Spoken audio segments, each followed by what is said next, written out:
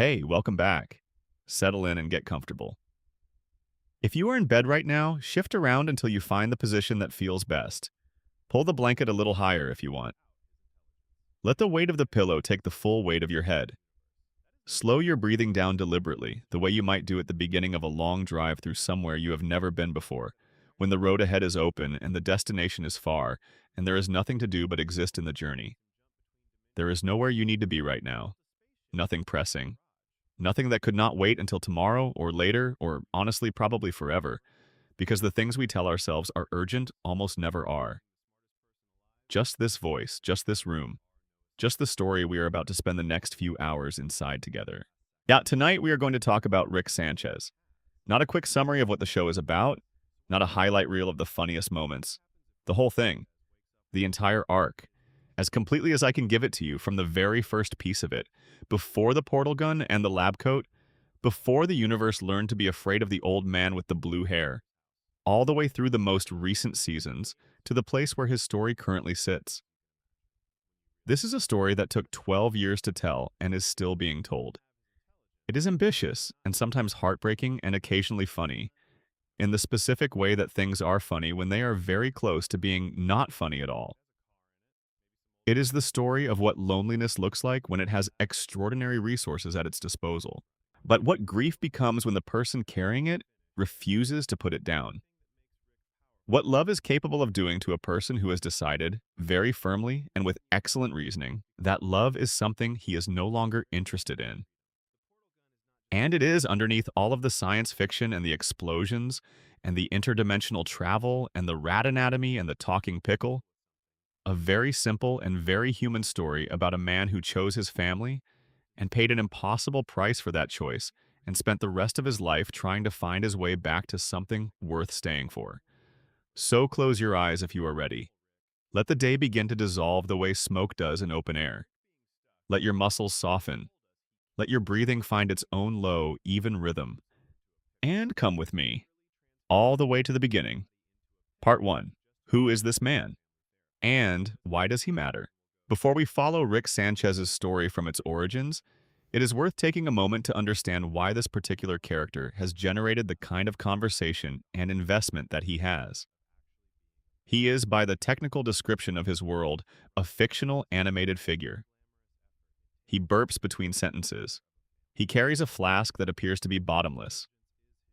He commits acts of violence against the fabric of reality on a semi-weekly basis and then comes home and watches television. He is not, on the surface, an obvious candidate for the kind of cultural resonance that produces philosophy dissertations and psychology papers, and the specific, almost possessive affection that fans of a certain type of character develop. And yet, Rick and Morty premiered on Adult Swim on December 2nd, 2013, when it was created by Justin Roiland and Dan Harmon, and it started life as a deliberately crude parody of the Back to the Future films. A short film Roiland made for a film festival featuring characters named Doc and Mahardy, who were exaggerated and offensive versions of Doc Brown and Marty McFly. When Adult Swim came looking for new content and Harmon connected with Roiland, they took that original idea and did something significant to it. They kept the comedic energy and the science fiction premise, and then they added something underneath it that the parody never had. They added a person. Rick Sanchez, as he exists in the show, is explicitly inspired by Christopher Lloyd's portrayal of Dr. Emmett Brown in the Back to the Future trilogy, the white-haired, excitable, a brilliant scientist who tears through life at a velocity that regular people cannot quite follow. He is also shaped by Reed Richards of the Fantastic Four, the stretching genius of Marvel Comics, who is simultaneously the smartest person in the room and the least emotionally available person in the building.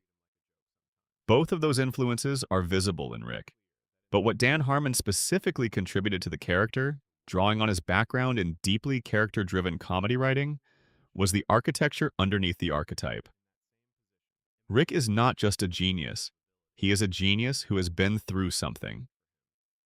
That something, the show reveals slowly and carefully across years of storytelling, is the kind of loss that restructures a person at the cellular level. On the kind of loss you do not recover from by processing your feelings and going to therapy and allowing yourself to grieve and eventually arriving at acceptance. the kind that becomes the operating system on which everything else runs, silently in the background, shaping every choice and relationship and reaction in ways that you may not even recognize as grief anymore. The show won the Primetime Emmy Award for Outstanding Animated Program in 2018 and again in 2020.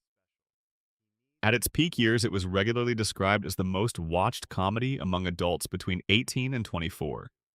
It generated genuine academic conversation. Professors assigning episodes in philosophy and psychology courses, using Rick as a case study in existential psychology in the relationship between intelligence and emotional avoidance, not in the way that nihilism functions as a defense mechanism rather than a genuine philosophical position. People connected to this character in a way that went well beyond simply enjoying a show. The reason, I think, is not his intelligence. Intelligence in a fictional character is common. It is not his cynicism, which is also extremely common in contemporary storytelling. It is not even the darkness of his history, though the darkness is important. I think people connect to Rick Sanchez because of the specific gap between what he says and what he does. Because the show is merciless about showing us both. It lets him deliver a speech about how nothing matters, and love is a chemical reaction, and the universe is indifferent to human suffering.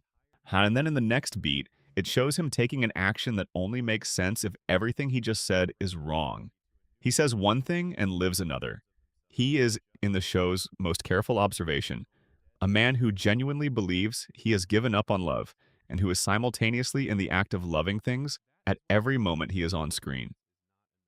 This contradiction is not presented as hypocrisy. It is presented as the most true and recognizable thing about him. Because most of us know, if we are honest, what it feels like to hold a philosophy that our actual lives do not support.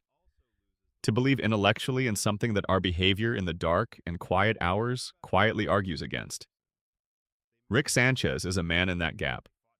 The gap between who he has decided to be and who he actually is. And it is the most inhabited, most human, most recognizable gap in contemporary television. His full name is Richard Sanchez, though no one calls him that. He is old, perhaps in his 70s by the start of the show, though the show is deliberately vague about this, and different episodes offer different numbers through sources that are never fully reliable. He has blue-gray hair that sticks up in a way that suggests both a man who is once more carefully put together and a man who has not thought about his appearance in several decades. He wears a white lab coat. He is almost always in the process of drinking something. His eyes are pale and sharp in the specific way that belongs to people who are always calculating something. He moved in with his daughter Beth's family at the beginning of the show after an unexplained absence that lasted most of Beth's life. He set up a laboratory under the garage. He began taking Beth's son, 14-year-old Morty, on interdimensional adventures. And the story of what that relationship became and what it revealed about who Rick actually was underneath the performance of who he had decided to be is the story we are going to follow tonight. But to understand where Rick is at the beginning of the show, we have to go back much further. We have to go back to who he was before any of this, before the lab coat and the portal gun and the decades of running. We have to go back to Diane. Part 2. Before the beginning. The Man Rick was there is a version of Rick Sanchez that almost no one in the story has ever actually known. The people who know him as the show begins know the Rick he became. They know the architect of the central finite curve, the founder of the Citadel of Ricks, the man who brought down the Galactic Federation in a weekend almost as a side project while doing something else entirely. They know the man with the permanent frown lines and the cocktail of contempt and affection that he deploys at the people around him. They know the Rick who has been in motion for so long that stillness no longer feels natural to him.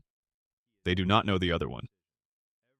In Dimension C-137, the dimension Rick identifies as his original home, the one from which his actual story begins, there was once a younger Rick. The show gives us access to him across several of its most important and carefully constructed episodes, always in fragments, always in the middle of something rather than fully revealed from the outside. He appears in memories and brain scans and the recovered consciousness of people who knew him when. He is, in these glimpses, recognizably Rick in the same way that a river is recognizable even when you see it in a photograph from 100 years ago. The same essential shape and energy and direction, but moving through a very different landscape. He was always brilliant.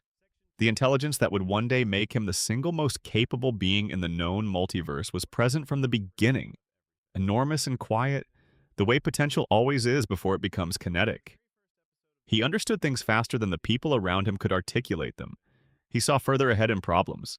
He built things in the garage that had no business being there. Inventions and devices that the neighbors must have found alarming if they ever thought about them too carefully. He was already in the quieter domestic version of his life, the kind of person who remade the world in small ways, why, simply because remade was always how his mind defaulted. But he was not in those years using any of that to run. He was using it to stay. His wife was named Diane Sanchez. The show is careful about Diane in ways that feel deliberate and meaningful. She is never shown fully. There is always something obscuring a clear view of her.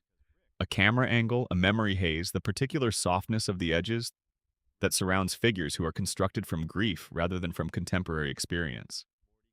She is present in the spaces she inhabited rather than revealed in the way the other characters are revealed.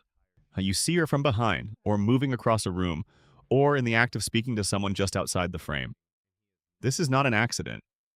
The writers and animators understood that Diane could not be a fully realized character in the conventional sense because Rick's experience of her is not a relationship he is currently in. It is a relationship he is carrying. It is an absence. And absences have a particular shape. They are defined by what is not there rather than what is. And a thing defined by its own absence can only be shown obliquely, at the edge of what is visible, present in the impression it leaves rather than in direct revelation. What we know about Diane Sanchez gathered across all of the fragments the show offers. She was warm. She moved through their shared life with the ease of someone who belongs completely in the space she occupies. She had a voice that the show, in one of its most quietly devastating details, eventually reproduced in the navigation system of Rick's spaceship, meaning that when Rick traveled alone through the dark between dimensions, the voice that guided him was hers. He listened to Diane tell him where he was going for decades after she died. She was the kind of person who made Rick want to come home. This is the crucial thing. Rick's intelligence was always going to produce adventure and discovery and the particular restlessness of a mind too large for its immediate environment. Those were always going to be part of who he was. But for a period of his life, those qualities had a counterweight. There was someone he wanted to come back to. There was a reason to stop moving and sit down and be present in one place and one time with one set of people. Diane was that reason.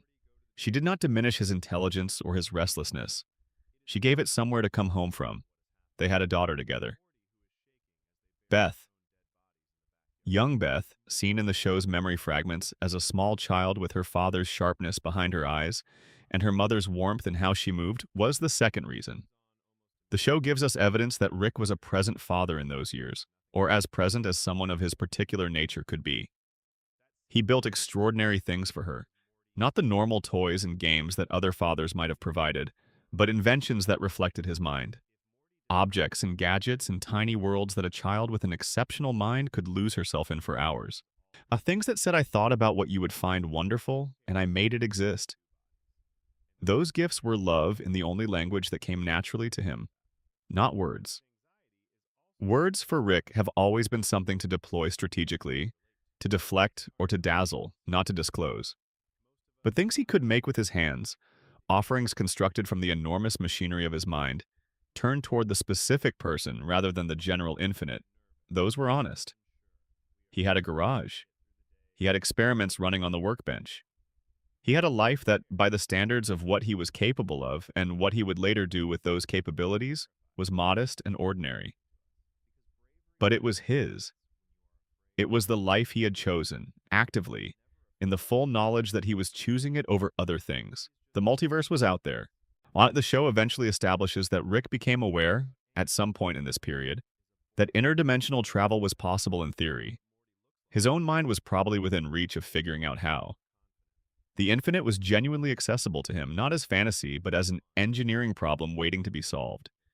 He could have had all of it, and he chose not to pursue it because what he had was already everything he wanted. This is the most important thing about Rick Sanchez before the story begins in earnest. He chose to stay. A Rick who understood what was possible and chose his family anyway is a fundamentally different creature from a Rick who stayed simply because he could not imagine leaving. There is a version of this story in which Rick was unaware of what was out there, and in which his contentment with ordinary life was a product of ordinary horizons, and in which the destruction of his family merely revealed a restlessness that was always going to overcome the domestic eventually. The show makes clear that this is not the true version. Rick knew. Rick chose. And the universe, through the agency of a worse version of himself, punished him for that choice in the most total and permanent way it could imagine. Part 3. The Day Everything Ended. Rick Prime and the Bomb. Imagine what it would feel like to open the front door of your home and find yourself standing on your own doorstep. Not a twin, not a coincidence of resemblance. You, your own face, your own hands, your own particular way of standing. Your voice, if they spoke, would come out of them the same way it comes out of you. They would know your thoughts before you finished having them, because they would have had the same thoughts along a path that diverged from yours somewhere back in the irretrievable past. And they would be looking at you with eyes that were your eyes, but containing something your eyes did not contain. Something cold. Something that looked at you the way you might look at a version of yourself you did not respect. This is what happened to Rick Sanchez. Another Rick came to his door. The show gives him the name Rick Prime, though this is a designation applied later, after everything. At the time of the visit, he was simply another Rick. A Rick from another dimension, the Prime dimension, who had done what Rick C-137 had decided not to do. He had abandoned his family. That he had chosen science and the infinite over the specific, small, magnificent particular life of being someone's husband and someone's father. He had discovered interdimensional travel and had decided that what you do with the ability to go anywhere is go everywhere. He came to Rick C-137's dimension to make an offer. Come with me. I have the technology. I can show you how to move between realities. The whole multiverse is available. Infinite dimensions, infinite experiences, every version of every possibility laid out like a map that goes on forever. You and I together, we are the same person. We would be remarkable together. Rick C-137 said no. The show will spend years and multiple seasons exploring the implications of this refusal.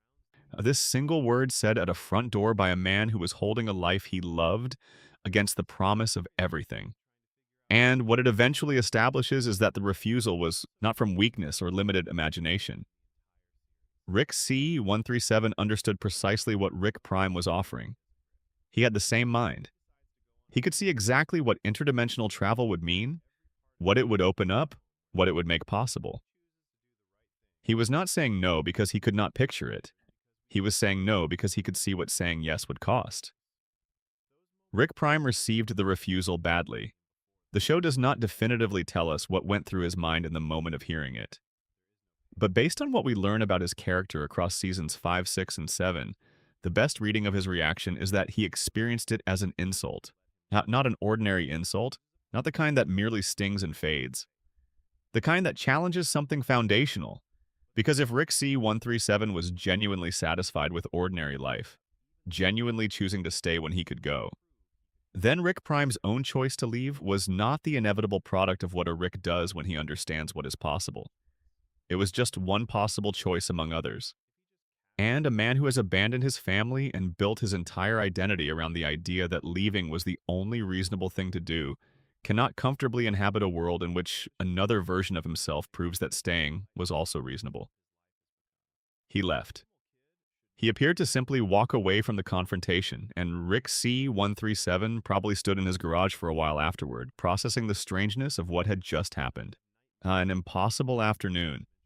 The kind of thing that does not have a natural response. And then he probably went back to his experiments and his family and the ordinary texture of a life he loved. Rick Prime was not finished. He sent a bomb, remotely, from whatever dimension he had retreated to. A device of his own construction targeted at Rick C-137's home. At his family, the two people who were the reason Rick C-137 had said no to the infinite. Diane died. Beth died. Young Beth, the child with her father's eyes, was gone before the afternoon was done. Rick C137 survived. There is a particular quality to the grief of a sudden total loss that is different from the grief of an anticipated one. When loss comes as a bomb in the middle of an ordinary afternoon, not when the people who were alive an hour ago are simply not alive anymore, and the space they occupied is still physically present, still containing their objects and their smell and the evidence of breakfast and the book left open on the table. That particular grief has no structure to hold it. It is formless. It is total. It does not know where its edges are because the thing it is the absence of was understood to be permanent. The show does not show us this part of Rick's story directly. We see the aftermath in the memories recovered years and decades later. We see it in the shape of every choice Rick makes for the rest of his life. We see it most clearly in what he did next. He built a portal gun. Not because Rick Prime offered him the technology and he finally decided to accept. He had already refused that. Not because anyone showed him how. He built it himself, from scratch, from the contents of his own mind, driven by something that was not wonder or scientific curiosity or the joy of solving an elegant problem. He was driven by grief, by rage, by the specific and consuming fury of a man who has had everything taken from him by someone he could not reach by any conventional means. He invented interdimensional travel to hunt the man who killed his family. This, in the show's cosmology, makes him the only Rick in all of existence, aside from Rick Prime himself, who arrived at the portal gun independently. Every other Rick, and there are infinite of them, across infinite dimensions, eventually received the technology in some form, passed down or traded or discovered through a path that someone else already walked. But the two of them, Rick C137 and Rick Prime, built it themselves. And the difference between the two portal guns, the difference in what they were built from, is the difference between everything. Rick Prime built his portal gun to go everywhere. Rick C137 built his to go after one specific person. Part 4. The Portal Gun and the Revenge Quest. He stepped through his first portal, and the universe opened up for him in a way that should have been wonderful. This is the thing the show understands about grief. It takes experiences that should feel transcendent and runs them through the filter of what is absent.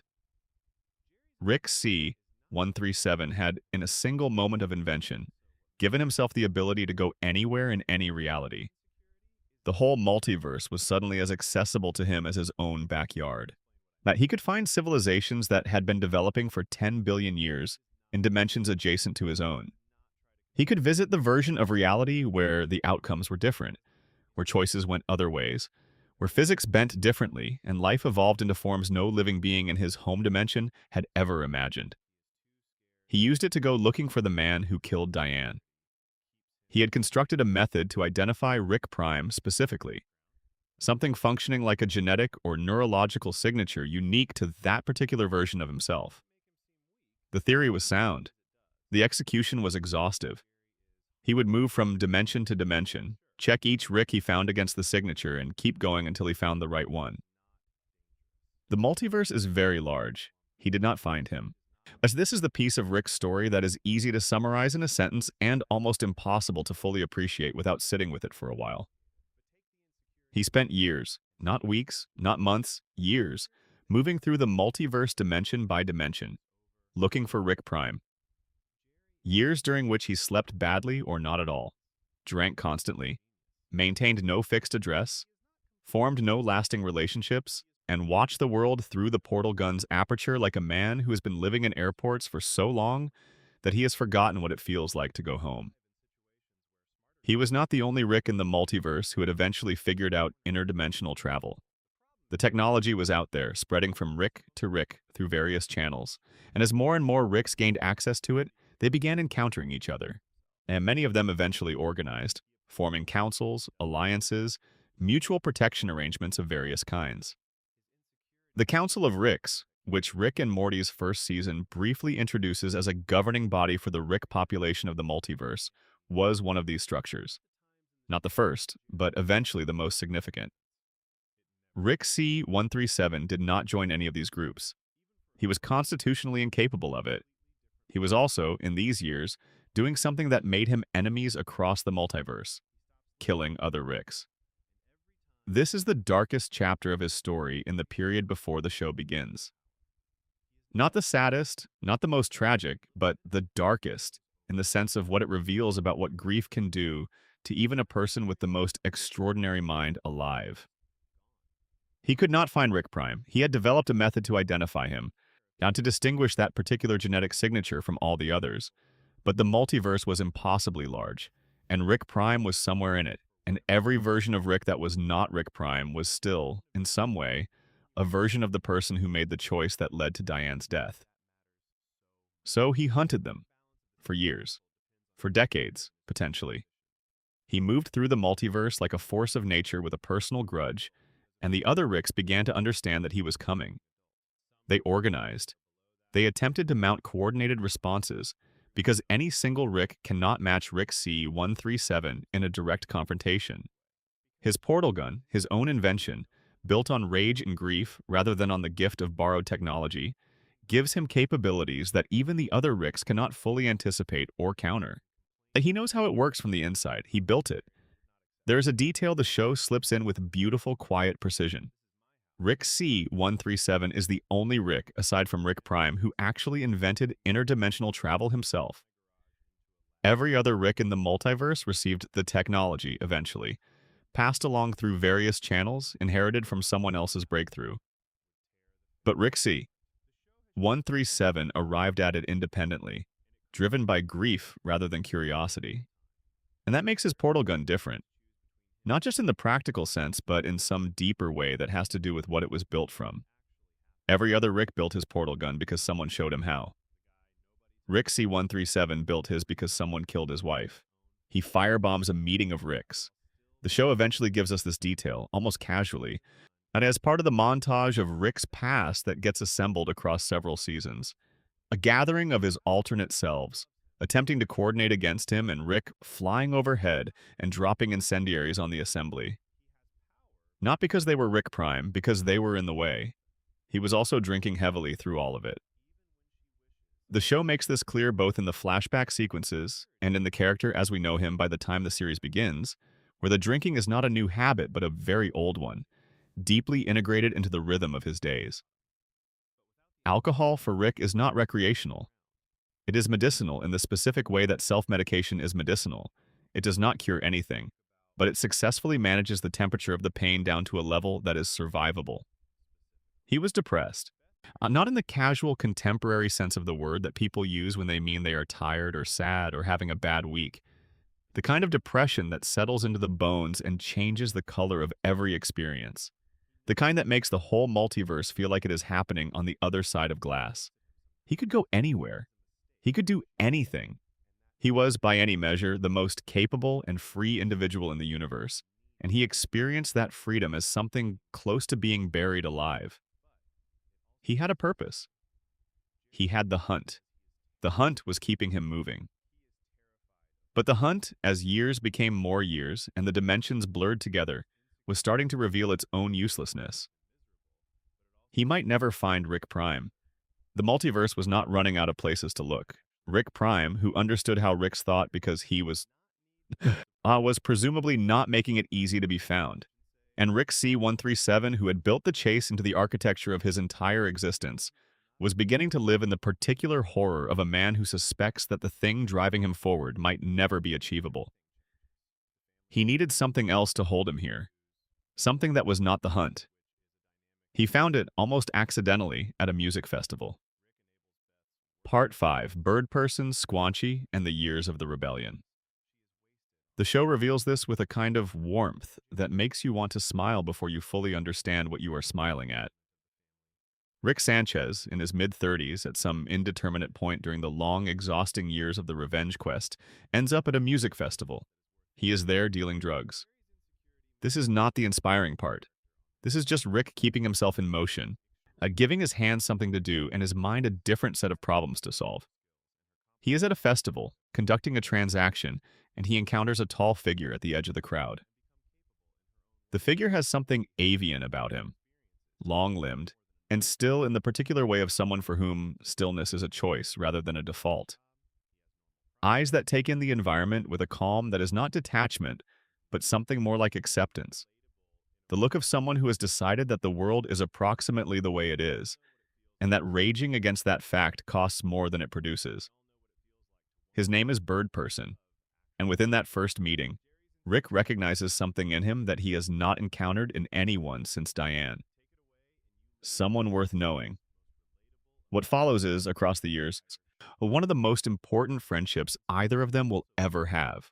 Bird Person's friend Squanchy joins them, a small, loud, reckless cat-like creature who approaches every situation with the same undiscriminating energy and who will turn out to be in the show's careful emotional taxonomy, the kind of friend who validates and enables, and who is also, when it matters most, willing to sacrifice everything.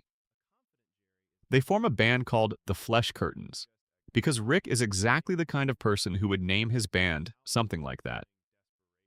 They make music together and have the kind of fun that comes from being strange and capable and outside the expectations of the societies around them. And they become rebels. The Galactic Federation is the governing body of the universe in Rick and Morty's cosmology, and the show does not present it sympathetically. It controls thousands of planets. It imposes its authority through surveillance and force and the particular institutional contempt that large governing structures reserve for anything smaller and less organized than themselves. It is hierarchical and self-serving, and the kind of entity that principled people feel compelled to fight, not because fighting it is practical or likely to succeed, but because the alternative is acceptance, and acceptance is a kind of complicity. Rick, Bird Person, and Squanchy fight it.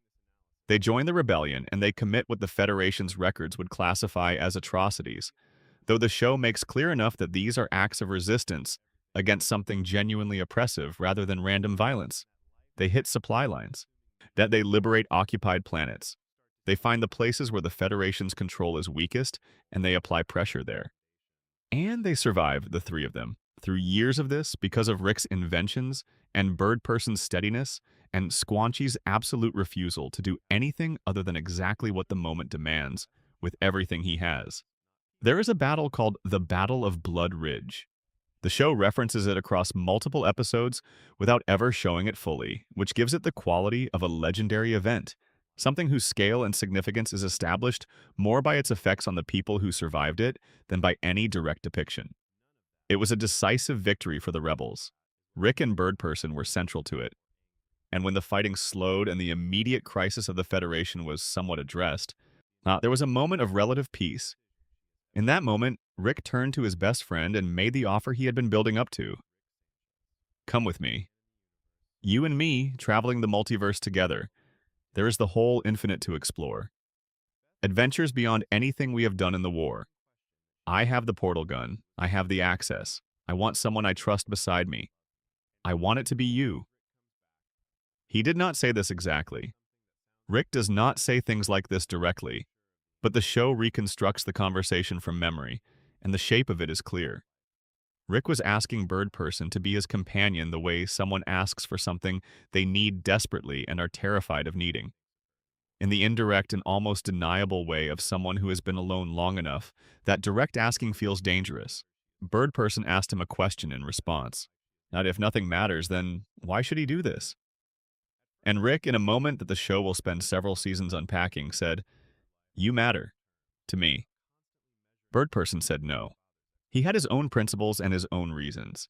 He was not someone who could simply leave the world behind for the adventure of the infinite, and he was perhaps also someone who understood that the adventure Rick was proposing was partly a way to keep running, to stay in motion, to avoid the possibility of sitting still long enough to feel what the hunt was costing. Rick, who had asked for something genuine and been refused, picked up his portal gun and left. But he took something with him from those years that he had not had before.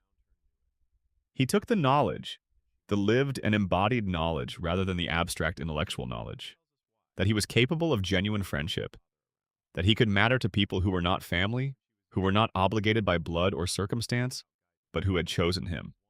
Bird Person had chosen to fight beside him. Squanchy had chosen to be there. The friendship was real. The love was real in the ways that are hardest to deny because they have been tested by actual difficulty. He carried this forward into the next phase. Not openly, not in a way he would have acknowledged, but it was there. Part 6. the war with other Ricks, and the birth of the Citadel. After Bird Person's refusal, Rick returned to the hunt with a renewed intensity. The other Ricks of the multiverse had been watching him for years. He had made himself impossible to ignore, but combining his personal revenge quest with an increasingly broad pattern of conflict that disrupted organized Rick society wherever it existed. They organized against him. This was the mathematically obvious response.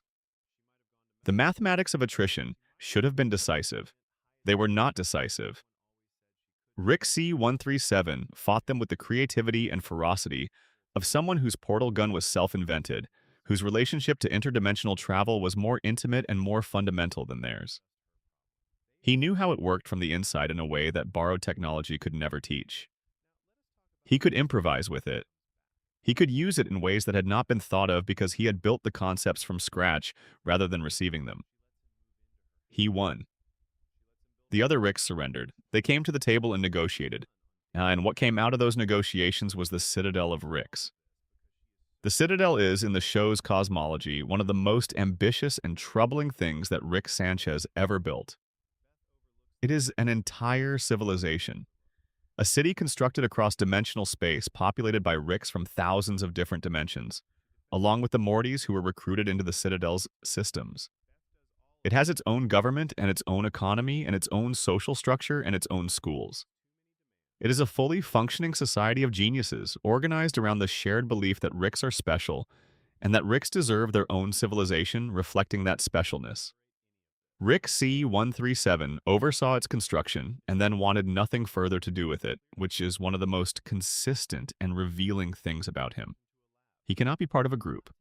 He cannot subsume himself into an organization, even one that he helped found and design, even one populated entirely by himself. The Citadel was useful as a resolution to the war he had been fighting. But the moment it was built and functioning, Rick C-137 already felt the familiar restlessness. He left. But not before doing one more thing: the central finite curve. The show introduces this concept through Evil Morty's destruction of it in the Season 5 finale, and the revelation of what it is has the quality of something that was always going to be there once you understood the whole picture. The central finite curve is a constructed boundary, a deliberate architectural modification to the fabric of the multiverse. It separates a specific section of dimensional reality from everything outside it. Now, the section it surrounds is the section in which, in every contained dimension, Rick Sanchez is the smartest being alive. Every reality within the curve is a reality organized around Rick's supremacy. Every dimension inside it is one where he is at the top of whatever hierarchy intelligence produces. He built a wall around the part of the multiverse where he could not be outmatched. The show does not offer us Rick's internal accounting of why he did this. He would not, if asked, say it was about Diane. He would say it was about power, about strategy, about the practical advantages of operating in an environment you have designed for your own optimal performance. He would say smart things about it in a convincing voice and probably change the subject.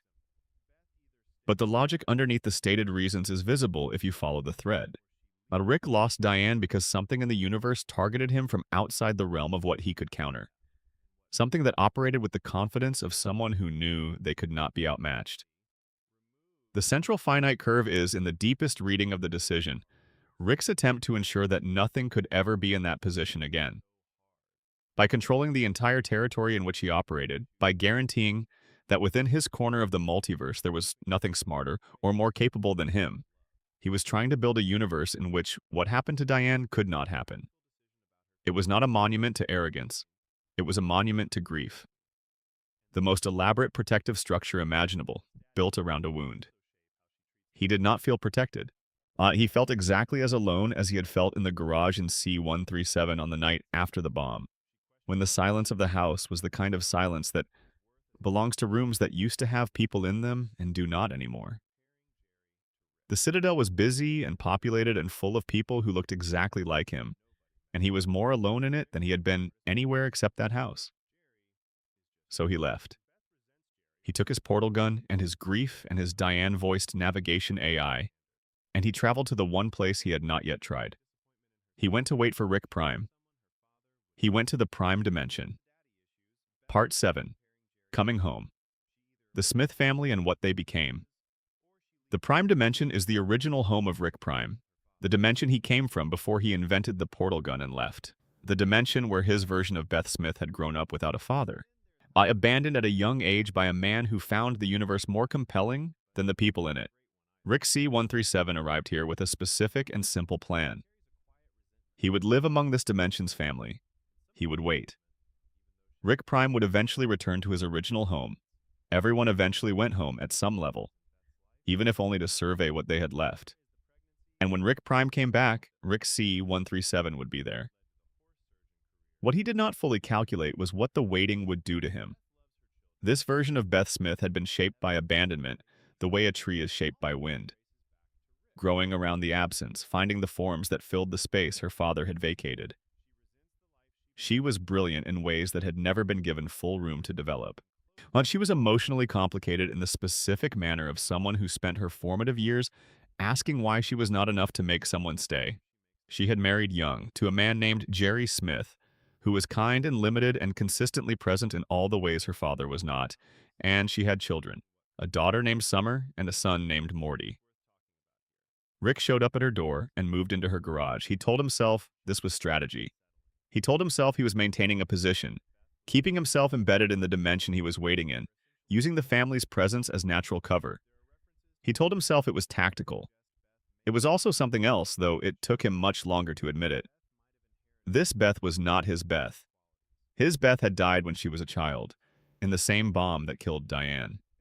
He had never known adult Beth, had never seen what she became, never had the experience of his daughter growing up and making her own life. And here was this version of her, not his daughter, technically, not even the same person in the deepest sense, who had his Beth's face and his Beth's eyes and a quality of intensity and emotional intelligence that made her, in spite of everything, recognizable as belonging to the same family. He started to care about her. He did not say this. He would not say this for years. But the caring was real, and it was followed more gradually and more reluctantly by the caring for the rest of the family. For Summer, who insisted on being visible in a household that often treated her as secondary. For Jerry, whose limitations Rick found genuinely irritating, but whose love for his family was plainly real. And for Morty. Especially for Morty. Morty Smith was 14 when Rick first showed up in his life. He was anxious in the way that some children are anxious. Not occasionally nervous, not situationally worried, but constitutionally worried. Carrying the awareness of possible catastrophe around with him, like a bag he could never quite put down. He was not academically successful. He was not cool. He loved his family with a warmth that was slightly unfashionable, and he felt things very deeply. And he had not yet developed either the emotional armor or the philosophical framework to manage the depth of what he felt. Rick, who had spent decades operating in an environment where everyone was as smart as him, or smarter, found Morty's ordinariness initially useful and then, gradually, genuinely interesting. Not because Morty was secretly extraordinary in ways Rick had not noticed, but because Morty's ordinariness was paired with something Rick had not expected. A moral compass that worked. A genuine and consistent orientation toward the question of what was right that did not require sophisticated reasoning to activate. Morty simply noticed when things were wrong and cared about the fact that they were wrong and tried to do something about them. This is for Rick, who has spent decades in contact with minds far more sophisticated than Morty's and found them all somehow lacking, a novelty. Rick's intelligence had given him access to every possible argument for why the right thing was relative and situational and ultimately meaningless. And here is this 14-year-old who had not read any of those arguments and would not have found them convincing anyway, just reliably pointing toward north. He started taking Morty on adventures. Officially because the brainwave camouflage, Morty's brainwaves, cancel out the distinctive signature of a Rick's, providing a kind of natural radar invisibility. This is practical and real, but it is not the whole reason. The whole reason takes years to fully admit. It involves the connection. The specific chemistry of this particular partnership, the way Morty's warmth and Rick's capability fit together in the field, the way each of them produces in the other something neither of them contains alone. Rick provides access to the infinite. Morty provides the orientation that makes the infinite mean something. They are, in the most functional sense of the word, a good team. And underneath that functional description, growing slowly and sideways and never quite stated directly, is love. Part 8. The First Seasons. What the Adventures Reveal. The show's first 2 seasons are built around a structure that is more apparent in retrospect than it is in the moment of watching. They are organized at the surface level around standalone adventures. But beneath the standalone structure, each episode is adding something to the portrait of Rick Sanchez. Each adventure is a piece of evidence about who this person is underneath the performance. Season 1 gives us Rick building a love potion for Morty that mutates through a series of interactions with alien and animal biology into a plague that converts the entire human population of Earth into grotesque hybrid creatures. Rick's solution is to travel to an alternate dimension where the same mutation occurred, but where versions of Rick and Morty died in an unrelated accident before they could respond to it. They take over those alternate versions of their own life, i.e., they bury their own bodies in the backyard. They walk into the house where the other Morty had presumably been happy and sit on the couch and take up the lives of people who are now dead. Rick moves on almost immediately. He pours a drink and turns on the television. Morty sits on the couch and stares at nothing. This is one of the show's earliest and clearest expressions of the gap between how Rick processes experience and how Morty processes it. Rick has been doing things like this, moving between dimensions, abandoning consequences, relocating to a reality where the problem does not exist for decades. The horror of it no longer lands on him with its full weight. But Morty is 14, he has never done this before, and the full weight lands exactly as heavily as it should. Season 1's finale introduces Bird Person properly, at a party Rick throws. And Bird Person, who knows Rick better than almost anyone alive, translates something for Morty. Rick's catchphrase, the sound that he deploys at moments of triumph and chaos and manic energy. In Bird Person's language, it means, "I am in great pain. Please help me." This is the most important single piece of information the show has shared with its audience by this point. Not because it is surprising. The show has been accumulating evidence of Rick's inner pain since the first episode, for those watching carefully. But because it says it out loud. It puts the translation on the screen. The performance of invulnerability, the bravado, and the noise is a distress signal. The man who seems most effortlessly above it all is broadcasting his need in a language most of the people around him do not speak. Season 2 escalates everything. The show becomes darker and more willing to hold on uncomfortable moments. The episode called Autoerotic Assimilation is the one that earns a place in any serious accounting of Rick Sanchez's interior life. He reconnects with an entity named Unity, a collective consciousness that had the ability to control and assimilate the population of entire planets with whom he had a previous relationship. The episode is both broadly comic and quietly devastating. Rick and Unity's reunion is tender in its way, and then corrosive in the way that all of Rick's relationships tend to be corrosive, and then Unity leaves. She writes a letter, she tells him that being with him is bad for her, that he enables her worst qualities, that their dynamic pulls them both in directions that are harmful, that she is choosing separation, because the alternative is a kind of mutual destruction dressed up as connection. Rick reads the letter alone in his lab, and then he puts together what appears to be a device, and he sits in front of it, and he activates it, and the beam misfires. He is drunk, the aim is off, and he lies on the floor of his lab, conscious, alive, having failed to do the thing he was attempting. The show handles this with a restraint that is, in its own way, more affecting than any dramatization would have been. It does not explain. It does not editorialize. It just shows the floor of the lab and Rick lying on it and the morning light coming through the windows. And then life continues. Because for Rick, life continuing is what happens. It is what has always happened. Season 2's finale is Bird Person's wedding. Everything the show has been building in terms of Rick's relationships with the people he loves gets paid off in the worst possible way. Bird Person, the steady center of Rick's emotional universe, is shot by his bride in front of everyone. Tammy Guterman, who had been living as a normal human girl, was an undercover Federation agent the entire time. The wedding was a trap. The Federation descends. Bird Person goes down.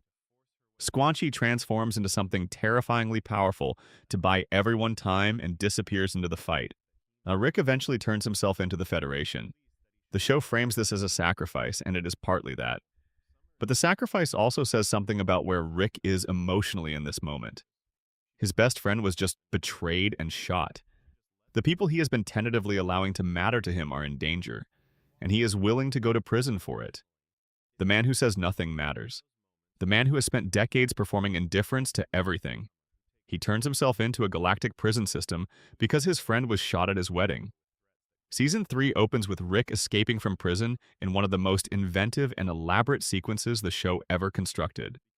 He deconstructs the reality of the prison from the inside, manipulates the Federation's own technology against it, and in the process brings down the entire Galactic Federation's economic system in a single move. He makes the Federation's currency worthless. With no money, the Federation's structure collapses. He returns home triumphant. Part 9. Pickle Rick, Therapy, and the Doctor Who Saw Through Him. The third episode of Season 3 is called Pickle Rick, and it is simultaneously the show at its most wildly entertaining and its most emotionally honest. Rick has turned himself into a pickle. A small, inanimate-seeming pickle lying on the workbench of his lab. The reason, as becomes apparent quickly, is that family therapy was scheduled for that morning. He would rather be a physically helpless vegetable than sit in a room with a professional who is trained to see past the performance. What follows is an extraordinary action set piece. Pickle Rick escapes the house, encounters a sewer rat, and uses the rat's biology and the surrounding insect life to construct a makeshift body through which he navigates first the sewer system and then a heavily fortified government facility full of armed security personnel. The creativity and humor of this sequence is genuine and remarkable. Rick fights his way through guards and laser defenses and a very well-protected office using improvised weapons made of rat and cockroach parts, and he emerges from the other side having neutralized every threat through nothing but pure improvisational brilliance. It is genuinely entertaining, and it is also, when you step back from it, a portrait of a man who will do anything, absolutely anything, rather than sit in a room and be seen honestly. He ends up at the therapist's office anyway. His family is there. Beth and the kids have done their sessions. The therapist, Dr. Wong, is calm and direct and clearly very good at her job. Rick is sitting in the chair across from her, covered in evidence of an afternoon that would not be believed by anyone who is not already living inside this show's particular reality. He is performing nonchalance with the skill of someone who has been performing it for decades. Dr. Wong is not performing anything. She tells Rick something that is so plainly accurate it sits in the room the way true things sit. His intelligence is a tool he uses to avoid the hard, ordinary, unglamorous work of being in relationship with other people. His adventures are not liberation. They are escape. Every invention, every impossible problem solved with brilliant improvisation, every portal opened at the exact moment when something real and emotional is about to be asked of him. These are all versions of the same thing. They are mechanisms for not sitting still, for not being present, for not having to feel what is available to be felt if you stopped moving long enough to feel it. She tells him that he is either going to change or he is not, and that no amount of intelligence or wit or spectacular demonstration of capability will change which of those is true. Rick deflects. He is charming and fast, and he has an answer for everything in the way that genuinely smart people always have answers for everything. He picks up his flask and leaves. But something lands. The show does not follow this with a transformation. Rick does not have a breakthrough and begin the work of therapy and arrive at emotional health by the end of the season. He is still Rick. He is still going to drink too much and push people away and use the portal gun as an escape hatch. But something about the clarity of being seen that accurately left a mark even through all the armor. You can see it subsequently in the small moments. The times he almost says something true and then reroutes. The times he takes an action that makes no sense except in the light of caring about someone. The times the performance slips for just a second and underneath it there is a person who is tired of performing. This is how the show handles Rick's development, not in straight lines, Not in moments of triumph where the character learns his lesson and changes, in small horizontal movements, in sideways rather than forward, in accumulations, in the gradual and irregular wearing down of a wall that was never built to be permanent. Part 10. Seasons 4 and 5, The Past Presses. In Seasons 4 and 5 of Rick and Morty are, in the arc of Rick's story, the period where the past begins to press in more persistently. The show has established the present. It has given us enough of the surface to trust that anything below it will be worth looking at. And now it starts to look. Season 4 gives us the Beth question in its most direct form. Rick offers to clone Beth so that she can both live out her full potential and maintain her life at home. He will make a perfect copy that stays, and the real Beth can go wherever she needs to go to become whoever she needs to become. He frames it as an act of love.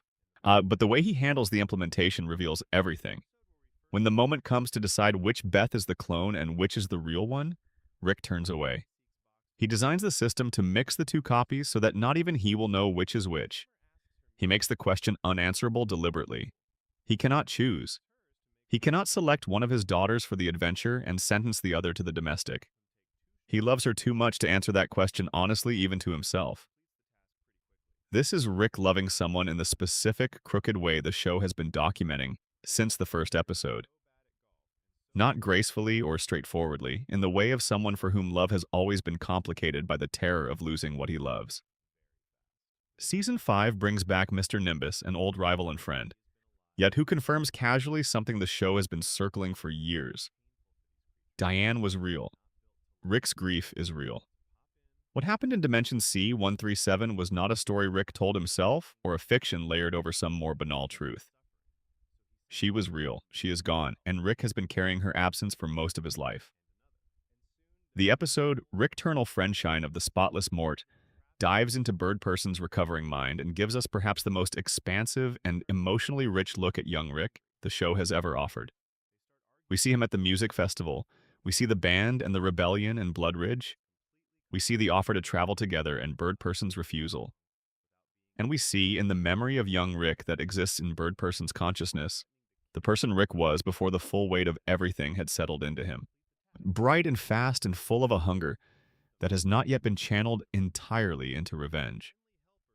Someone who is clearly already extraordinary, but who has not yet become entirely defined by his losses. It is one of the most heartbreaking images the show offers. Not the death scenes, or the grief, or the suicide attempt in the lab, but this. A young man who had not yet had everything taken from him, whose potential was still pointed in all directions, who might have become anything. The Season 5 finale, Rick Mirai Jack, is one of the most significant episodes in the show's entire history. Evil Morty has a brain scan of Rick's memories. Morty gets access to it. And for the first time, that's the person who has been living with Rick Sanchez and adventuring with him and loving him in the complicated and unacknowledged way that they love each other. Morty, finally, sees the whole truth. He sees Diane. He sees the bomb. He sees the portal gun built from grief. He sees the decades of hunting and the war with the other Ricks and the Citadel and the central finite curve. He sees the waiting in the prime dimension. He sees the moment Rick walked into his family's life. Morty watches his grandfather's whole life, and Rick watches Morty watching it. And neither of them says very much. Because the most important things between these two have always been communicated in the silences and the actions, rather than in the words. Part 11. Season 6. Rick Prime returns. Season 6's premiere begins with an accident, Rick, in the course of attempting a portal. Fluid Reset accidentally sends every portal traveler in the multiverse back to their dimension of origin. Rick goes back to C-137. Morty goes back to the Prime Dimension. And Rick Prime, wherever he has been lurking in his space station, gets reset back to his original home dimension as well. For the first time since the events that started everything, Rick Prime is locatable. He is in the Prime Dimension, probably disoriented, possibly without full access to his technology. The window to find him and finish this may not last. Rick's Diane AI, the voice in his navigation system, the constructed facsimile he has been traveling with for decades, reasons through the situation and presents it to him. Rick Prime would have been reset as well. He is in the prime dimension. The window to find him is open. And Morty talks Rick down. Morty, who has now seen the full history and understands what this moment means, gently and firmly asks Rick to come home first. To take care of the family that needs him right now before running back to the hunt. To make a choice that is not primarily organized around the revenge. Rick listens. This moment is worth noting precisely because of what it is not. It is not a dramatic revelation scene. It is not Rick breaking down or making a speech about what he has learned. It is just a man standing in the wreckage of his original life, being asked by someone who loves him to come home, and choosing to do it. The season also gives us a clearer picture of Rick Prime's psychology, and it is a chilling one. Rick Prime is not a villain in the operational sense of someone with a plan for domination or conquest, but he is something worse than hateful. He simply does not care. People exist around him as furniture. Events happen to him as weather. He killed Diane and Beth, and every version of Diane with the Omega device not out of rage or ambition, but because Rick C-137 annoyed him. Because Rick C-137's choice to stay represented something Rick Prime found distasteful, and removing the source of the distaste was simpler than ignoring it. This is the horror at the center of Season 6. Not that Rick C-137 is being hunted by someone who hates him deeply, but that the person who destroyed his life did not even particularly mean to. Part 12, Season 7, Unmortrican and the End of the Chase, Season 7, Episode 5. Unmortrican. The title references the Eastwood film Unforgiven, which is itself a meditation on violence and whether revenge produces the resolution it promises. The choice of reference is deliberate. Evil Morty returns. He has been outside the central finite curve since he broke through it at the end of Season 5. He has built a quiet life for himself beyond the boundaries of Rick's designed universe. He is content. He has moved on. But Rick Prime's activities with the Omega device have given Evil Morty a reason to care. The device could, in principle, erase every version of Morty across the multiverse, which would include Evil Morty. Self-preservation is a straightforward motivator. He helps Rick find Rick Prime. Rick Prime has constructed an elaborate trap. He has captured multiple Ricks from across dimensions and imprisoned them together. He appears via recording and offers a deal. The survivors of a Last Man Standing tournament will get their Diane back. He will use the Omega device in reverse. He will restore her. Rick C-137 tells the other Ricks immediately that this is a lie, that there is no Diane to restore, that the Omega device killed every version of her that ever existed in every corner of the multiverse, and there is nothing left to bring back. The other Ricks do not believe him. They choose to fight each other anyway, because the idea of having Diane back is more powerful than the logic that says it is impossible, and people will accept enormous risks for even the false suggestion of getting back what they have lost. Rick and Evil Morty watch them kill each other. And when the last one falls, Rick Prime drops a weapon constructed in Diane's image. A kill machine wearing the face of the woman Rick has been carrying in his heart for the better part of his life. The cruelty of this is specific and deliberate. Rick Prime is not simply trying to kill Rick. He is trying to weaponize the exact shape of Rick's loss against him. He is trying to make the thing Rick loves most destroy him. Rick and Evil Morty destroy the weapon. And Morty, who arrived against explicit instructions because that is what Morty does, joins them. And with a combination of force and intelligence and the specific, unexpected angles that come from three very different but very intelligent people deciding to work together for one specific moment, they break through to Rick Prime's location. The fight is long and brutal, and the show refuses to make it clean. Rick Prime has decades of preparation and the particular capability of someone completely unburdened by emotional weight. He taunts Rick throughout, reducing Rick's entire life and motivation to a joke, calling him by names designed to make the grief feel small and ridiculous. Evil Morty creates the opening by faking Morty's identity in a way that confuses Rick Prime for a fraction of a second. It is enough. Rick Prime is incapacitated. Rick has him. What follows is not surgical. It is not the measured execution of a plan arrived at through careful reasoning. It is decades of accumulated grief finding its outlet in the only form it has available in this moment. Rick beats Rick Prime with his hands. That Rick Prime taunts him to the end in the specific way of someone who genuinely does not understand why any of this matters to anyone. Rick keeps going. He keeps going past the point where the analytical mind would say, enough. Because this is not the analytical mind doing it. This is the man who chose his family. The man who said no at the front door because what he had was already everything he wanted. This is 50 years of living in the aftermath of that choice finding the end of itself. Rick Prime is dead. The silence afterward is enormous. Rick walks out of the room covered in blood. Morty is waiting for him. And Morty, who has been watching the whole thing, who has been there for the entire arc of this story in the specific way that Morty has been there for everything, not understanding all of it, not equipped with all the context, but present and caring and refusing to look away, Morty hugs him. Rick, who has spent the entire show maintaining the performance of not needing anything from anyone, lets him. This moment is not triumphant. The show is too honest and too careful to make it triumphant. Diane is still gone. The original Beth is still gone. The life Rick chose, the life that was robbed from him at a front door on an ordinary day in Dimension C-137, is not restored. Rick Prime's death does not reverse any of that. What has happened is that the chapter has closed. For the first time in decades, Rick C-137 is not in the middle of an ongoing mission. The hunt is over. The purpose that has organized his entire existence since he built the portal gun is accomplished. He has done the thing he set out to do. And he does not know what comes next. That's part 13, after the ending, who Rick is now. The back half of Season 7 and what the show has continued to build in Season 8 is organized around the question the show has been working toward since the pilot. Who is Rick Sanchez when the thing that has been driving him is gone? Season 7's finale, Fear No Mort, gives us the most poignant and carefully handled Rick scene in the show's recent history.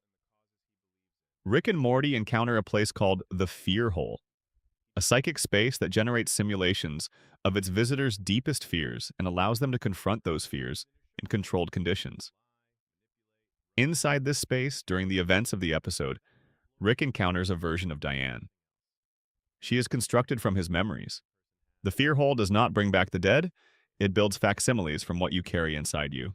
Now, this Diane is made of Rick's recollection of her, his decades of holding her presence in the space where she used to be, his careful and perhaps slightly obsessive maintenance of who she was in the face of her absence. She is, in the show's terms, the most accurate possible reconstruction of Diane Sanchez that exists in any dimension, because the real one has been erased, and what Rick carries is the only remaining archive. She is extraordinary. She is warm and intelligent, and she pushes back against Rick in the loving way of someone who knows him too well to be impressed by the things he uses to impress other people. She sees through him immediately. She is funny and sharp, and she has a quality of genuine life about her that is moving in a specific way, the way that things are moving when they are almost true and not quite. She is a simulation. Rick knows this throughout. And at the end of the episode, after all the adventure is concluded and the fear hole has been dealt with, Rick stands outside it and considers going in. Just to see her. Just to hear her voice coming from something that looks like her face. Just for a while, in the dark, in the company of the most accurate ghost of someone he has loved for 50 years. He does not go in. He walks away. The show gives this its proper weight without over-dramatizing it. Rick choosing to live with the real absence rather than the comfortable simulation. Choosing to be present in the actual world, with the actual family he has now. Choosing not to disappear into the one experience that might offer him something like relief, because relief that comes from a lie is not actually relief. Season 8, which premiered in May of 2025, continues to develop Rick in this new phase without radically transforming him. He is still Rick. He is still difficult. He still drinks. He still uses his intelligence as a barrier as often as he uses it as a gift. He is still, on his worst days, exactly the person that Dr. Wong described in that therapy session in Season 3. But there are differences. The pace has changed.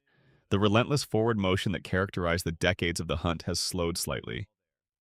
Not stopped. Rick without forward motion is probably not Rick, but slowed. He sits in the garage sometimes just to sit. He has conversations with the family that are not purely tactical. He shows up to things, family dinners, moments of crisis, occasions that require nothing from him but presence, and he is there. He tells Morty things he used not to tell him. Not everything, but things. Small, true things offered sideways, in the specific manner of someone who is learning how to be less alone but who is not entirely sure how the process works.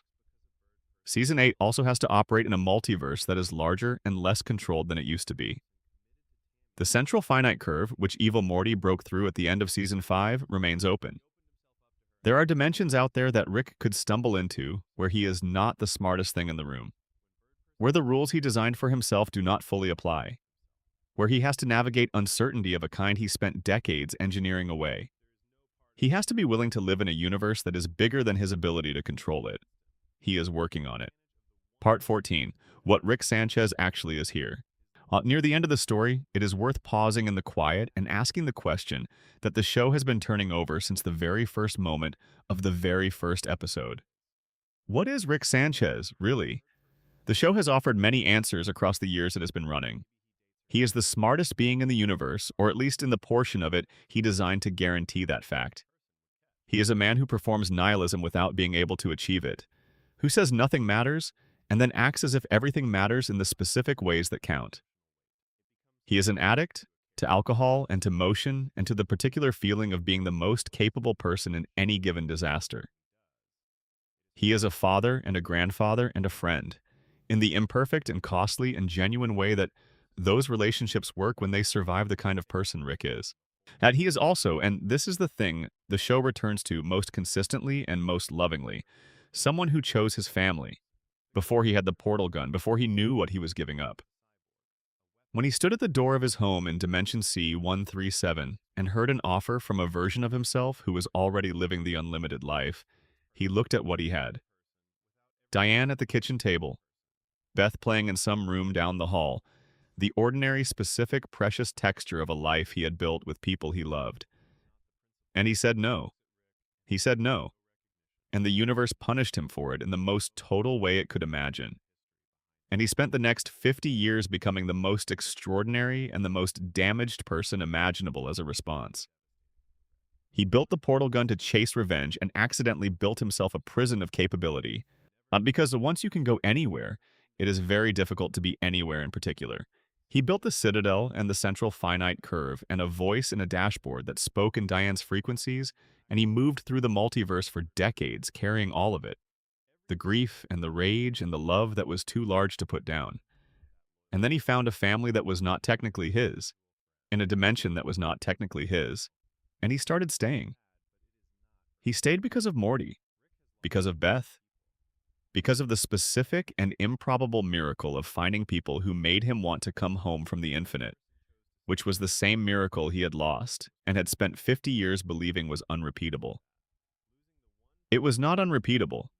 The most important thing about Rick Sanchez, not the smartest thing, not the most impressive thing, not the thing that generates the dissertations and the fan theories and the philosophy papers, is the simplest thing. He kept trying, through all of it, through the drinking and the walls and the performed indifference and the genuine cruelty that comes with walls built too high for too long. He kept trying. He kept showing up. He kept, in the crooked and insufficient and frequently disastrous way that is the only way Rick Sanchez can love anyone, loving the people around him. He is not fixed. He will probably never be what most people would describe as fixed. The grief does not go away in stories like this. It becomes something you carry differently, something that shapes you rather than only breaking you. Rick has been carrying Diane for 50 years, and he will carry her for however long he has left. But he has also, not in the last several years of his story, been doing something he was not doing before. He has been letting the living in the suburb outside a city that looks like Seattle, in a house that belongs to a family that was not technically his, in a garage full of impossible inventions and half-finished experiments and the accumulated debris of a life that has been more eventful than any single life was ever supposed to be. Rick Sanchez sits. He is not running. He is not planning. He is not performing. He is not currently engaged in any form of brilliant, improvised escape from a situation of his own creation. He is just sitting in the garage with the door that leads into the house slightly open. And through that door, there are sounds. The sounds of people eating dinner and arguing about something small and laughing at something on television and being alive in the ordinary, particular, unrepeatable way of people who belong to each other.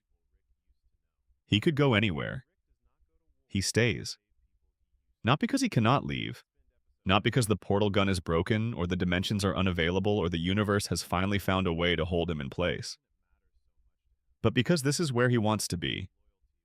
This family, this complicated and imperfect and genuine collection of people who have claimed him and whom he has, slowly and sideways and never quite directly, claimed back. This is the whole story of Rick Sanchez. Not the completed story. The show is still going, still writing him, still finding new dimensions of the man to explore and test and develop. But the shape of it, the arc from the beginning, when he was just a husband and a father who chose love over the infinite, through the long, dark decades when that choice was taken from him, and he built himself into something enormous and terrible in response. To now, to the garage, to the open door, to staying. I hope somewhere in this long story you found your way toward sleep. I hope the narrative kept your mind moving gently along, without urgency or pressure, the way a river carries a leaf, not fast, just forward. I hope your breathing is slow and your body is heavy in the good way, and the things that were pressing on you when the evening started have receded to a manageable distance. Rick Sanchez is still out there in the dimensions the show has not yet visited, still complicated, still brilliant and broken and trying in the specific way that only he can try. Still against all odds, present. If you enjoyed this tonight, please consider subscribing to Q Pickle Rick and leaving a like on the video. It helps more than I can express, and it allows us to keep making content like this for you. For all of you who find that the long stories, the ones that take their time and follow something all the way through, are the ones that help most. Until next time, sleep well, take care of yourself, and wherever you are tonight, I hope you have something worth staying for. Script for Q Pickle Rick. Fall asleep to the entire story of Rick Sanchez. Estimated runtime, approximately 3 to 3.5 hours at a relaxed ASMR narration. Pace expanded. Part: the architecture of Rick's relationships. There is something worth spending more time on because it is one of the things the show does better than almost anything else in contemporary storytelling. The architecture of how Rick Sanchez relates to other people. Not the broad strokes, we have already covered those, but the texture. The specific and particular ways he shows love without saying love, shows need without saying need, shows grief without ever quite allowing it to have its full name. Let us start with Beth. Beth Smith, in the version of her that exists in the prime dimension and that Rick has made his proxy family, is a horse surgeon. This is the specific detail the show deploys to tell us everything about her in a single image. She was smart enough to be something extraordinary, and she ended up in the most immediately available adjacent version of that extraordinary thing. She is doing surgery. She is doing surgery on horses, which is real and valuable work. But it is not what her mind was built for, and she knows it, and she cannot quite stop knowing it. She operates on horses, and she loves her children, and she resents her marriage in the specific low-grade way of someone who made the best decision available to them at the time and has been living with the distance between the best available decision and the best possible decision ever since. Rick looks at her and sees two things simultaneously.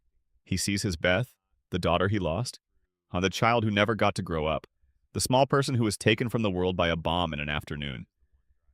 And he sees this Beth who is her own person with her own history and her own damage and her own needs, who has built a life that is genuinely hers, even as it sits in the shadow of what it might have been. He is protective of her in ways that he cannot always admit are protective. He makes decisions on her behalf that he justifies as tactical, but that are, in the most honest reading, the decisions of a father who has been given an unexpected second chance to be present for his daughter's life and is trying, in his clumsy and insufficient way, to be useful to her. The Beth cloning episode is the clearest expression of this.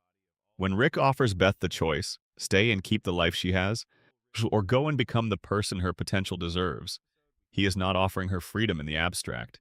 He is trying to solve the problem he feels responsible for creating. He is the reason she grew up without a father. He is the reason she made decisions from a place of abandonment and loss rather than from a place of security and guidance. He cannot fix that. He cannot go back to the childhood she did not get and be there for it. But he can, if she wants it, give her the future that the past denied her. And then, when the moment comes to decide which Beth stays and which goes, he turns away. He cannot make that call. He cannot be the agent of deciding which version of his daughter lives which kind of life, because to make that call, he would have to know his own heart about it. And what his heart says about it is that he loves her too much to choose. The show does not tell us which Beth is the original and which is the clone. Rick does not know.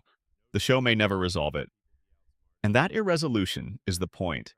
It is the show saying that for Rick, the question of which Beth is more real, which one deserves more, which one he would protect more fiercely, is completely unanswerable because both of them are his daughter in every way that matters. Then there is Summer. Summer Smith is the child Rick initially dismisses and who refuses to be dismissed. She inserts herself into his world because she cannot stand being left on the outside of it, and over the course of the show she becomes something that Rick did not expect, someone he genuinely respects. Not because she becomes extraordinary in the ways Rick values most. She is not a scientist. She is not building portal guns in her room.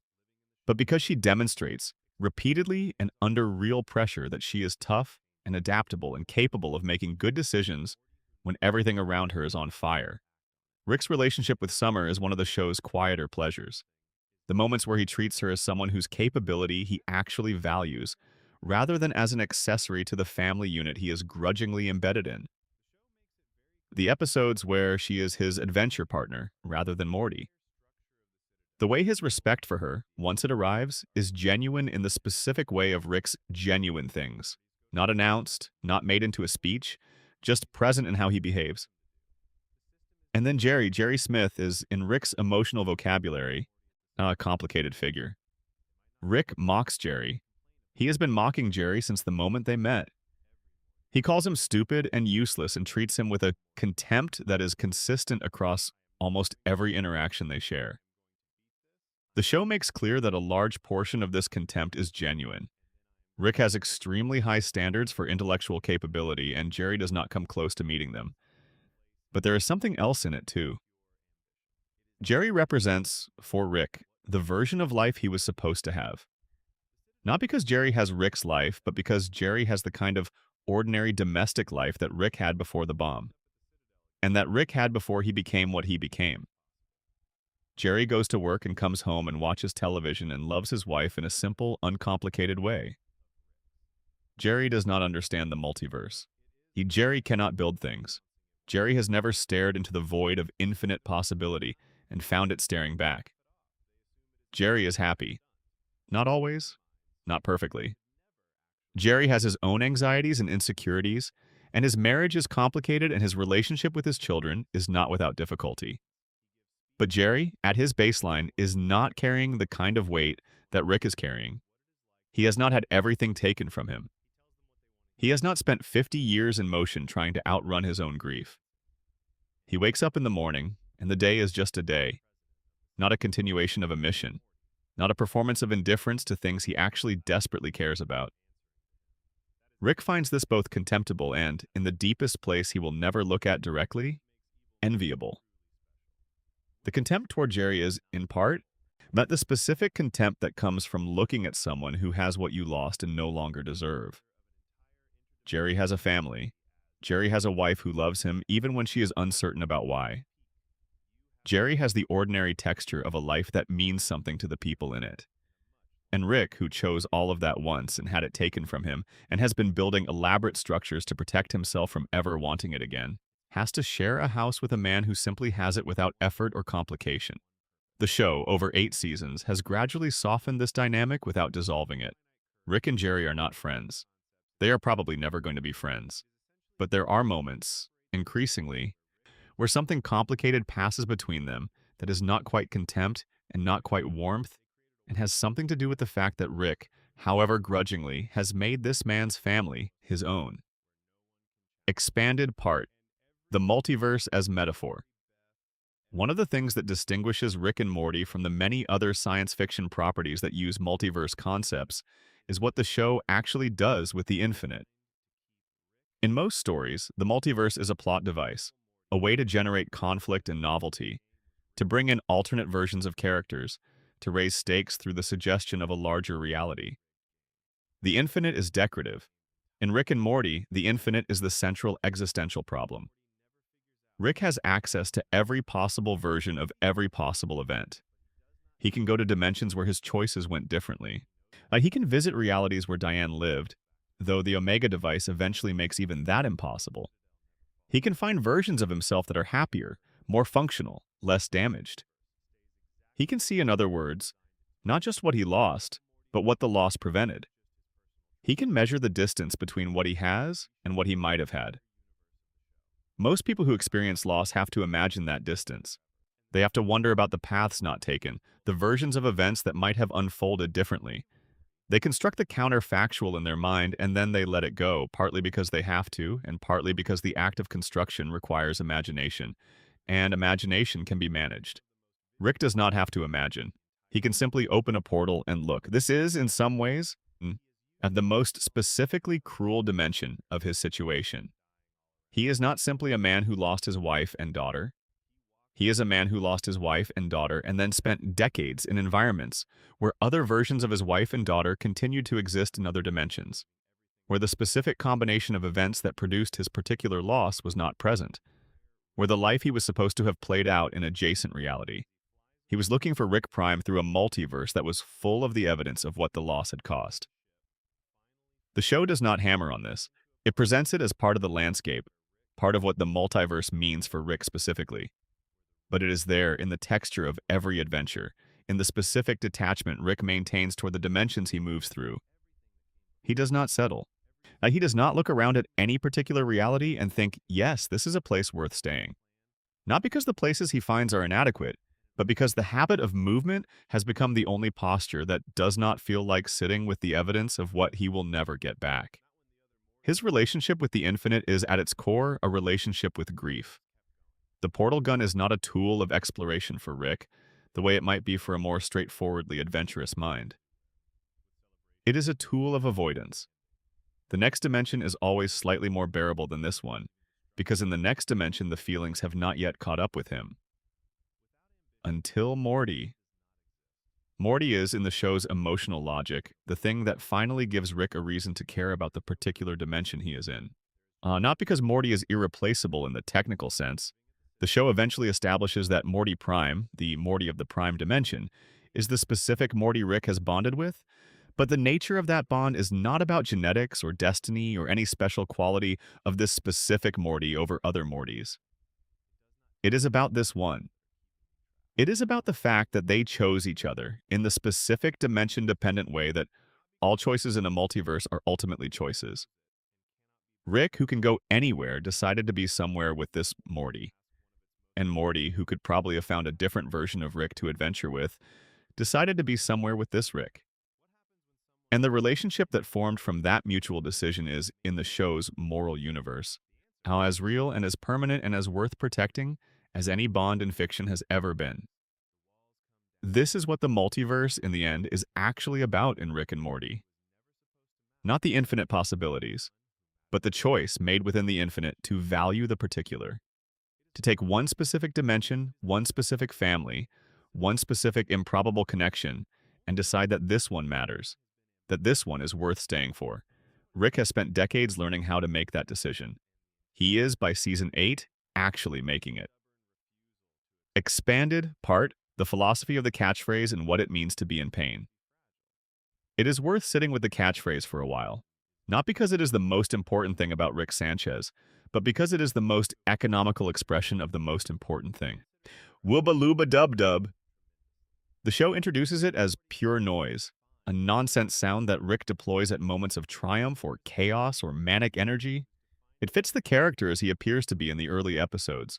Loud, irreverent, performing excitement the way someone who does not quite feel things normally performs excitement. It seems in those first viewings like a character quirk, a tick, a way of communicating that the character is a certain type of person without having to explain it. and then Bird Person translates it. The translation happens at a party, delivered casually to Morty, who is asking about Rick in one of the recurring moments where Morty is trying to understand who his grandfather actually is. Bird Person says it in his language means, "I am in great pain, please help me." Now, the audience has been watching Rick say this phrase for most of the first season by this point. They have watched him say it with his arms thrown wide, with his head thrown back at the top of his lungs at moments that looked like celebration. And now they understand that what they were watching was not celebration. It was not even performance in the show-off sense of performance. It was distress communicated in code. A distress signal broadcast into the air in the hope that someone who speaks the right language will hear it. No one in his immediate life speaks the right language. This is the thing the show is doing with that translation. It is not just telling you that Rick is sad underneath the bluster, though that is part of it. And it is telling you something specific about the nature of pain and the ways we communicate it to the people around us. Rick is not hiding his pain in the conventional sense of suppressing it and pretending it does not exist. He is saying it out loud, loudly, at full volume. He is saying it in a language that the people around him do not speak. He is saying it in a way that looks like the opposite of saying it. This is, if you sit with it, a very accurate portrait of the way a certain kind of person communicates genuine suffering.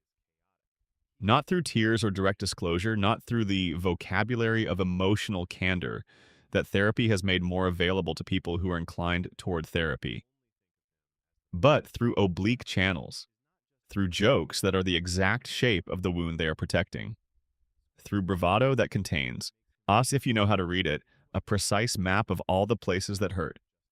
Rick has been saying, "I am in great pain, please help me," since the beginning of the show. He has been saying it in a voice loud enough to fill a room. And the people who love him have not been able to hear it because they do not speak his language. Not because they do not care, because grief and need, in the particular dialect Rick speaks, can look exactly like their opposites when you do not know what you are listening for. The Season 5 finale, when Morty finally sees Rick's full history, is also the moment when Morty understands what the catchphrase was always about. He watches the whole story. He sees the bomb and the garage and the decades of motion. He sees the man underneath the lab coat and the cynicism and the performance. And he understands, finally, in full, what Rick has been saying since before Morty was old enough to understand. He does not make a speech about it. Morty does not deliver a response to what he has seen, does not find the exact right words to tell Rick that he heard him. He does not need to. Rick, who has been watched through the full disclosure of his own life's worst moments, looks at Morty's face and sees someone who finally understands the language. That understanding is the show's great emotional payoff. Not the revenge, not the defeat of Rick Prime, not any of the spectacular things that happen in the later seasons. But this. Someone finally speaks Rick's language. Someone finally understands what the noise is actually saying. Expanded part. Morty and the question of what makes a bond real. The show eventually makes explicit something that changes how you think about every Rick and Morty episode you have ever watched. The Morty of the show, the specific teenager with the anxiety and the stammer and the surprising reserves of courage, is Morty Prime. He is from the Prime dimension. He is technically the grandson of Rick Prime, not Rick C-137. When Rick C-137 moved into the Prime dimension to wait for Rick Prime to return, the Morty who was already living in that household was Rick Prime's grandson, not his own. There is no genetic connection, no dimensional bond, nothing that makes this particular Morty more legitimate as Rick C-137's grandson than any other Morty in the infinite multiverse. The show reveals this in Season 5, but with the careful attention it gives to anything that changes the meaning of what came before. And what it changes, or rather what it clarifies, is this. The relationship between Rick and Morty is not a product of anything that was given to them. It is a product of what they chose. Rick could have found his own Morty, somewhere in the multiverse. He could have tracked down a version of himself in some dimension who had a grandson with whom he had a real genetic connection, a proper familial bond, the blood-based claim to a relationship that most grandfather-grandson pairings would be founded on. He did not do this. He moved into the Prime dimension for strategic reasons, yes, to wait for Rick Prime, but he chose to invest in this specific Morty. He chose to take this one on adventures. And he chose to care about this particular nervous 14-year-old boy. And Morty, who eventually learns the truth about who Rick really is relative to him, makes a corresponding choice. He keeps Rick as his grandfather. Not because genetics require it, not because there are no alternatives, but because this is the Rick he knows. This is the one who has been there. This is the one with whom he has shared the worst and best moments of his life, with whom he has grown up in the specific and unrepeatable way of growing up, alongside someone who is always the most interesting and most alarming presence in the room. The relationship is real because they made it real. And through choice and through time and through the specific accumulation of shared experience that produces love in the only way love can actually be produced, not through biological necessity, but through the decision, repeated over and over in small and large ways, to stay. This is the show's answer to the question that the multiverse keeps raising. In a universe of infinite possibilities, in a reality where everything can be replaced by a slightly different version of itself, what makes anything actually matter? What makes a relationship real when there are infinite versions of both parties available, and the specific pairing of any two is ultimately arbitrary? The answer Rick and Morty gives is, it matters because you decide it matters. It is real because you act as if it is real, consistently, over time, and in the small and invisible decisions that constitute a life lived in relationship with other people. The bond between Rick and Morty is not validated by genetics or dimension or destiny. It is validated by 50 episodes of them choosing each other. By the fact that Rick, who can go anywhere, keeps coming back to this dimension, and by the fact that Morty, who knows the full truth now, does not feel differently about Rick because of it. This is also, in the deepest register of the show's meaning, what Rick's choice in C-137 was about. Before the portal gun, before any of it. He stood at his front door and he said no to the infinite because he had already chosen. He had already decided what mattered. Yet he had already made the bond real through the accumulated daily decisions of a marriage and a family and a life organized around the people he loved. Rick Prime took that from him. The universe took that from him. But it could not take the fact that he chose. It could not retroactively unmake the choice. And everything that came after, including eventually the choice to stay in the prime dimension with this specific family, including the choice to love Morty in the way you love someone you have decided is yours, is built on the original one. He chose, he was punished, he chose again. That, in the end, is the whole story. Expanded. Part, The Citadel of Ricks and what it says about identity. The Citadel of Ricks is one of the show's most elaborate and philosophically rich inventions, and it deserves more attention than a passing mention in the larger narrative of Rick's life. Imagine a city populated entirely by yourself, thousands of versions of you from thousands of different versions of the world, all brought together in one place. All with your face and your general intelligence and your memories diverged from a shared starting point. All having arrived at adulthood via slightly different paths through the infinite space of possible choices. All, in some essential way, you. What would that city be like? The show's answer is, it would be exactly like the world you already know, but more explicitly organized around whatever your worst tendencies are. The Citadel of Ricks is a functioning society, complete with everything that functioning societies contain. It has a class system. And there are Ricks at the bottom, wealthy, powerful, making decisions that affect everyone, and Ricks at the bottom working in factories, doing the menial labor that keeps the whole thing running. There are Ricks who made it and Ricks who did not, and the line between those two categories is drawn by the same arbitrary combination of luck and early advantage and access to resources that draws those lines in every other society. There are also Mortys, thousands of them, living and working in the Citadel's shadow, assigned to Ricks as companions and camouflage, going to schools designed to teach them how to be good sidekicks, living in a social structure that treats them as accessories rather than people. The Citadel is a mirror held up to the worst tendencies of intelligence turned inward, of genius organized around the maintenance of genius rather than around anything useful. It is the show making a direct argument. The smartest people in the room do not automatically make better societies. They make the same societies that everyone else makes, but with the additional property of being very good at justifying what they are doing. Rick C. 137 hates the Citadel. This is one of his more understandable qualities. He helped build it, oversaw its construction, negotiated the peace treaty that made it possible, and then he looked at what he had built and found it intolerable. Not because it was evil, though it was in various ways, but because it represented everything about the Rick mind that he was most conflicted about. Every Rick in the Citadel believes, at some level, that his intelligence entitles him to something, to authority, to resources, to the deference of people who are less smart. This is a belief that Rick C-137 holds as well. He is not immune to arrogance. He is not operating without ego. But in Rick C-137, this belief is in constant tension with other things, with his grief, with his love for the people around him, with the specific humiliations of being someone who chose love over the infinite and was punished for it. He cannot be purely comfortable in his own supremacy because his own supremacy did not save the people he loved.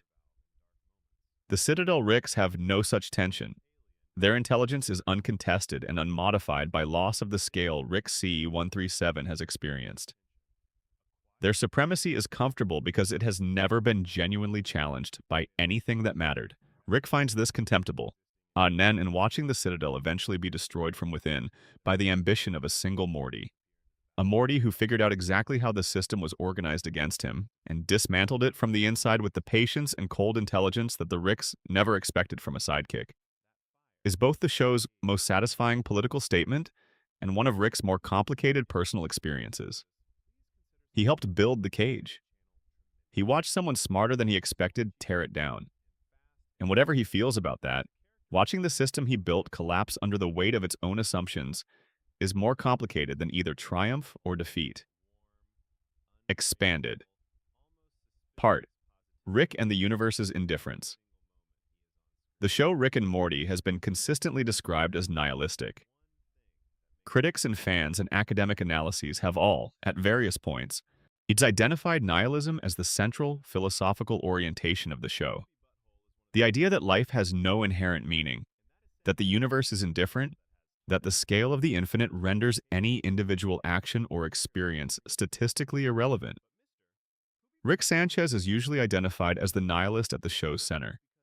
This is correct and also wrong in the specific way that characterizations of Rick are usually both. Rick presents as a nihilist. He says nihilist things. He acts in ways that would be consistent with someone who genuinely believes that nothing matters. He moves between dimensions with an ease that suggests he does not think any particular dimension is more meaningful than another. He replaces dead bodies of himself without visible distress. He blows up planets and does not appear to experience regret. He is, on the surface, the clearest possible example of someone who has seen the infinite and concluded that the individual is cosmically irrelevant.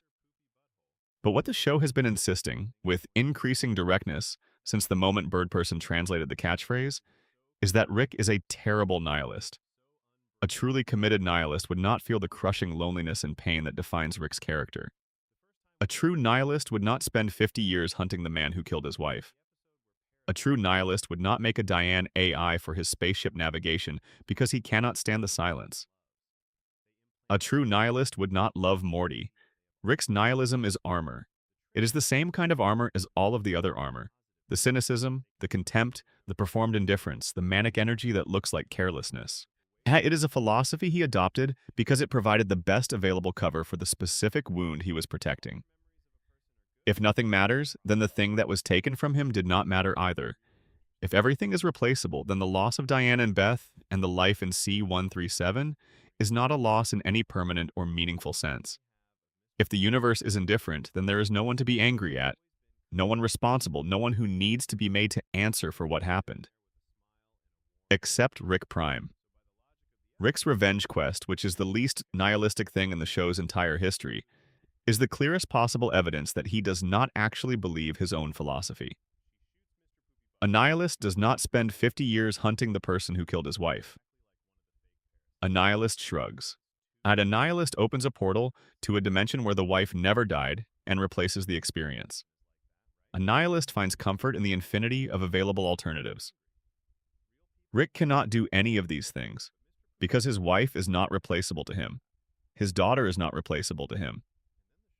The specific and irreducible reality of the people he loves is not something that the existence of infinite alternates can address. He knows, at the level that is below argument, that Diane is gone and that none of the infinite other Dianes are her, and that the absence of her is permanent and specific, and cannot be filled by anything, including the belief that nothing matters. He just cannot say this, because saying it would be the most vulnerable thing he has ever done, and vulnerability, for Rick, is the most dangerous thing in the world. So he says, "Wooba looba dub dub" instead, and he means every word of it. So we have arrived at the end of what I have to give you tonight, or close enough to it. The story of Rick Sanchez is, as the show itself is, still being written. Season 8 is done and seasons 9 and 10 are in production, which means there are still chapters to come, still choices Rick has yet to make, still adventures and consequences and small, horizontal movements toward being a slightly better version of himself than the day before. But the shape is here. The arc from beginning to present. The man who chose love and lost it and built himself into something extraordinary and terrible in response, and who has been, across 8 seasons of television, finding his way back to something that looks like the man he was before it all started. Not the same. She not healed. Not the version of Rick that existed before the bomb. That Rick is gone as surely as Diane is gone. But a Rick who has done the thing he set out to do. A Rick who has let the hunt end. A Rick who is in the garage in the suburb outside Seattle, with the door open to the sounds of his family, choosing to be present. That is the story. That is all of it. I hope it helped you sleep. I hope the long, slow telling of it was the thing your mind needed tonight. Something to follow, something to hold on to, something that took you through the whole arc of a life and left you on the other side of it with the same feeling that good stories always leave. The feeling that something mattered, that the telling was worth it, that the journey, however long and dark it got, had a shape worth following. If you would like to support the channel, please subscribe to Q Pickle Rick and leave a like. Every one of those helps us make more content for you, helps us keep the stories coming. Your support means more than I can really articulate in a few words at the end of a very long night. Until the next story, sleep well, take good care. And in the morning, when the day starts up again with all of its ordinary pressures and urgencies, you are allowed to stay. You are allowed to choose the thing right in front of you. You are allowed to say no to the infinite because what you have is already everything you want. Rick Sanchez learned this the hard way. You do not have to.